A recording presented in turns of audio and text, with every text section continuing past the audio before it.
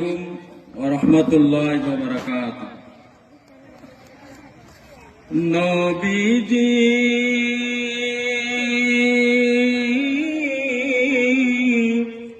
ফুলের মাঝে তুমি আমায় করো পার, নইলে আমি ডুবে যাই গো সাগর মাঝার।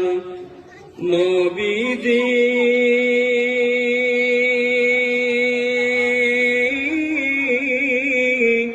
ফুলের মাঝে তুমি আমায় করো পার, নইলে আমি ডুবে যাই গো সাগর মাঝার।